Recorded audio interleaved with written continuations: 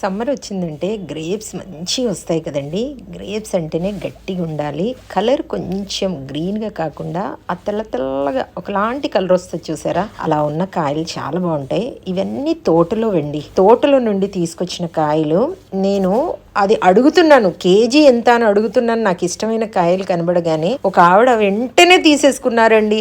నాకు ఇష్టమైన కాయలు రాలేదు, ఏవో ఉన్నవి అవి దాంట్లో ఏవో కొన్ని తీసుకొచ్చాను, ఒక కేజీ అలా.